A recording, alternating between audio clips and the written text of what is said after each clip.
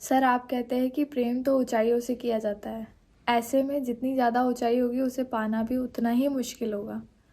और आप कहते हैं आकाश से प्रेम करो। आकाश की ऊंचाई तो अनंत है। यदि मैं आकाश को पाना भी चाहूँ तो असंभव है। आकाश की ऊंचाई अनंत है और आकाश से प्रेम किया तो उसे कभी मैं पा ही नहीं सकती। जिसको पाया जा सकता है उसका भोग होता है, प्रेम नहीं। अच्छे से लिखो, अभी लिखिए, कॉपी पेन है तो। प्रेम सिर्फ उसी से हो सकता है जो अनंत है, माने जिसे पाया नहीं जा सकता। जिसको पा लिया वो तो चीज आपके आयाम की होगी, बल्कि आपसे छोटी होगी, आपके हाथ की होगी, आप भोग डालोगे उसको। जिसको पाया जा सकता है, जो अपने ही तल का होता है, उससे प्रेम नहीं होता। उसके प्रति बस आकर्षण हो सकता है, मोह हो सकता है, आसक्ति हो सकती है, और फिर भोग हो सकता है। प्रेम तो उसी से हो सकता है जिसमें इतनी गहराई हो कि आपको खींच ही डाले, आपको अपने में डुबो ही ले। तो प्रेम तो हो ही सिर्फ आकाश से सकता है। प्रश्न आपका ये है कि आकाश से कैसे हो सकता है। मैं कह रहा हूं मात्र आकाश से ही हो सकता है, और किसी से हो ही नहीं सकता प्रेम। पृथ्वी पर भी अगर कभी आपको किसी से प्रेम हो तो जान लीजिएगा कि प्रेम आपको उस पार्थिव शरीर के भीतर के आकाश से हुआ है। ये जो शरीर होता है मालूम है क्या होता है? बाहर से पृथ्वी, भीतर से आकाश। जब आप किसी से प्रेम करें तो पूछिएगा कि उसकी पृथ्वी से प्रेम करा है या उसके आकाश से प्रेम करा है। अगर उसकी पृथ्वी से प्रेम करा है तो बस भोग डालोगे उसको। उसके आकाश से प्रेम करा है तो बस गहरा जाते जाओगे, जाते जाओगे, जाते जाओगे, जाते जाओगे। जितना गहरे जाते जाओगे उतना मिटते जाओगे। प्रेम का यही काम होता है, प्रेमियों को मिटा देता है वो।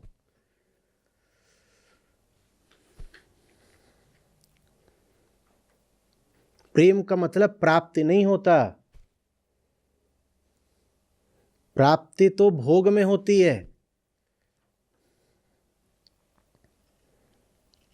प्रेम का मतलब पूजा होता है, पूजा। नहीं समझ में आ रही बात? वो जो सब रहता है ना कि शायरी में कि कर लिया तुझको हासिल, हो गई मेरी मोहब्बत कामिल। वहां कहते हैं कि मोहब्बत सफल ही तभी है जब हासिल कर लिया। हासिल कर लिया तो मोहब्बत बर्बाद है।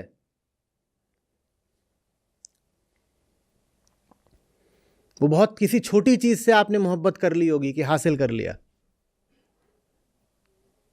वास्तविक प्रेम में प्राप्ति जैसा कुछ हो ही नहीं सकता। वहां बस क्या हो सकता है? जैसे किसी ने अनंत सागर में गोता मार दिया हो। वो भी किसने गोता मार दिया है सागर में? नमक के ढेले ने या गुड़ ने, किसी भी ऐसी चीज ने जो घुलनशील है। तो पहले तो गोता मारने में मजा बहुत आ रहा है, और दूसरा गोता मारने वाला घुलता जा रहा है। प्राप्ति क्या होगी? वो नमक का ढेला सागर को क्या प्राप्त करके निकलेगा? उसकी क्या बेचारे की औकात की वो सागर को प्राप्त करेगा?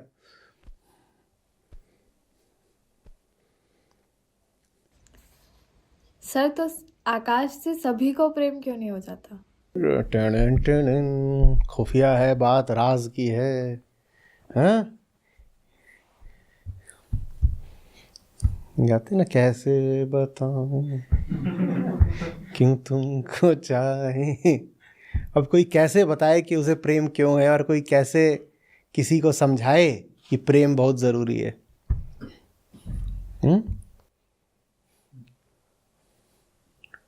अब जब ये बनेगा वीडियो तो उसमें केवल और लगा देगा, हो जाता है कैसे प्यार न जाने कोई। खैर छोड़ो, ये तो फिल्मी बातें हैं। आप प्रेम के ऊपर पता नहीं कितना कूड़ा कचड़ा लाद देते हो। प्रेम तो सबको होता है। प्रेम नहीं होता तो इतने परेशान क्यों रहते? आपको जो प्रेम है ना, वही तो आपको विकल्प, परेशान, बेचैन करे रहता है। और क्या चीज़ है आपकी परेशानी? आपका जो प्रेम है ना, अभिव्यक्ति नहीं पा रहा, आप इसीलिए तो परेशान रहते हो। सारी परेशानी मिट जाती है जब व्यक्ति अपने प्रेम को जीना शुरू कर देता है। फिर उसमें न प्राप्ति चाहिए न विजय चाहिए, जीवन काफी है। मैं अपने प्रेम को जी रहा हूं ना, इतना पर्याप्त है। उसमें विजय मिल रही है कि नहीं मिल रही, ये कौन सोचे?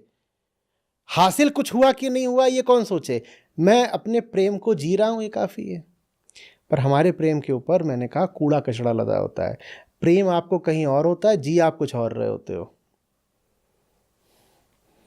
प्रेम आपका किसी दिशा में है और आप जी किसी दिशा में रहे होते हो। क्या आशय है? प्रेम हमेशा किससे होता है? क्या सवाल था आपका, किससे होता है? जोर से बोलो यार। आसमान। आसमान से होता है। और जीने लग जाओ तुम गड्ढों के भीतर, तो अब क्या होगा? गुफाओं के भीतर अब क्या होगा? दिक्कत होगी। क्योंकि प्रेम के विपरीत जी रहे हो।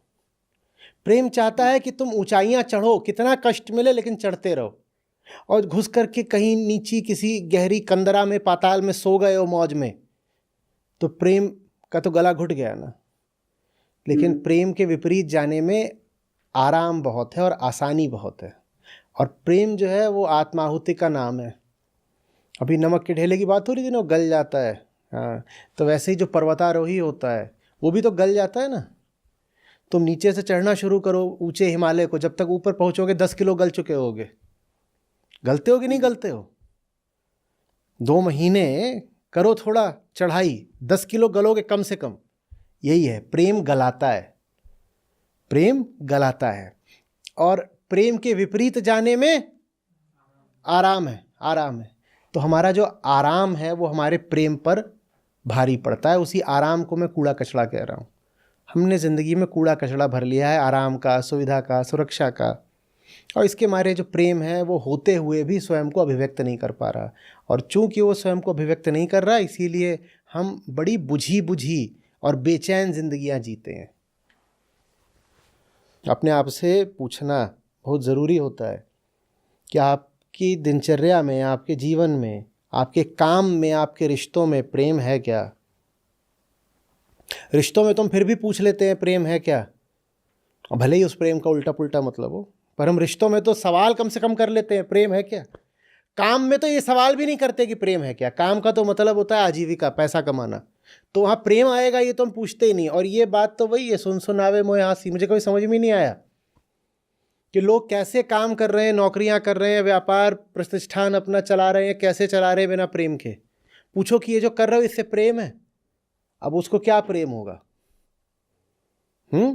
वो स्क्रैप डीलर है, और प्रेम तो उसको हो ही नहीं सकता वो जो काम करता है। तो उसने कभी इस दिशा में सोचा भी नहीं कि प्रेम, काम माने प्रेम होना चाहिए। और दुनिया में 99% लोग वही काम कर रहे हैं जिनसे प्रेम करना बड़ा मुश्किल है। हालांकि ये भी सच है कि किसी भी काम को प्रेम के रंग में रंगा जा सकता है, पर उसके लिए प्रेम पहले इतना अनावृत हुआ तो हो। प्रेम अनावृत हो पाए इसके लिए सबसे पहले प्रेम को ही जीवन बनाना पड़ता है। जब प्रेम जीवन बन जाता है तो फिर उस जीवन में कोई भी काम ले आओ वो सब प्रेम के रंग में रंग जाते हैं। लेकिन पहले तो प्रेम को मौका देना पड़ेगा कि तू जिंदगी बन जा मेरी। सबसे हमारी जिंदगी की त्रासदी बड़ी ये होती है कि हमारे काम का हमारे प्रेम से कोई रिश्ता नहीं होता। हम नौकरियां तलाशते हैं, जिंदगी नहीं। संस्था भी अभी लोगों को आमंत्रित कर रही है, आइए संस्था में शामिल होइए, तो आवेदन हम मंगा रहे हैं। तो उसमें पता है क्या लिखते हैं?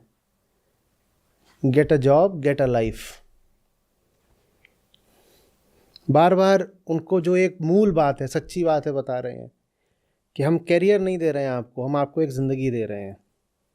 पता नहीं ये बात कितने लोगों को समझ में आती होगी, पर जिसको ये बात नहीं समझ में आ रही, मेरी संवेदनाएं और शुभकामनाएं उसके साथ हैं। वो आदमी बड़ा गरीब है, वो कहीं होगा, पैसा कमा रहा होगा कुछ नौकरी करके, पर बहुत गरीब है। जिस आदमी को अपने काम से प्रेम नहीं, जिस आदमी ने अपना काम अपने प्रेम के आधार पर चुना ही नहीं, जो आदमी सिर्फ पैसा कमाने या करियर के लिए सुबह सुबह घर से निकलता है, वो आदमी बेचारा कितना गरीब और कितना दुखी है। हम्म? तो मैं इसका अर्थ ये समझाऊं कि उन लोग को आसमान से प्रेम होता है, लेकिन मेरे को ज्यादा अच्छे से इससे समझ में आता है कि उनको चढ़ने से प्रेम होता है। जहां पर वो हैं उससे और ऊंचा उनको चढ़ना है। हाँ, तो ऊंचा का क्या मतलब होता है? ऊंचा का मतलब ही आसमान होता है। हाँ, मतलब एक तरह से उनको रिजल्ट से नहीं, जो प्रोसेस है उससे प्रेम होता है। हाँ, जो कोई भी प्रोसेस होता है ना, वो प्रोसेस किसी दिशा में होता है। दिशा को छुपाने की कोशिश मत करो, वो दिशा है डायरेक्शन स्काई। हाँ। वो अंग्रेजी में गाना सुना है ना, आई वॉन्ट टू फ्लाई? नहीं सुना है? चलो खोज के लिखना, डायरेक्शन स्काई। अच्छा। किसी ने नहीं सुना? देखो, राघव ने सुना। तो डायरेक्शन स्काई होनी चाहिए। डेस्टिनेशन स्काई तो कभी भी हो भी नहीं पाएगी, पर डायरेक्शन स्काई तो रखो कम से कम। चुनाव होता है ये कि प्रेम चाहिए या आराम चाहिए। साजन और सुरक्षा एक साथ नहीं मिलते। कबीर साहब का है, लेंगे इसको संसरिता में कभी, कि या तो अब मैं साजन को पालूं या अपना दामन बचा लूं। इस पर एक शेख फरीद का भी है बहुत सुंदर, कि बारिश हो रही है और वहां पर पिया खड़े हुए हैं, मुझे बुला रहे हैं, और उनसे मिलने को निकलती हूं तो पक्का है कि मेरे कपड़ों पे कीचड़ लगेगी। जब मेरे कपड़ों पे कीचड़ लगेगी तो समाज मुझसे पूछेगा तेरे कपड़े दागदार कैसे हो गए। तो मैं क्या करूं? ये वाला खोज के लिखना। चुनाव चुनाव चुनाव, तुम्हें चुनना है। घाटियों में आराम है और चोटी पे राम है। तुम देख लो तुम्हें क्या चाहिए।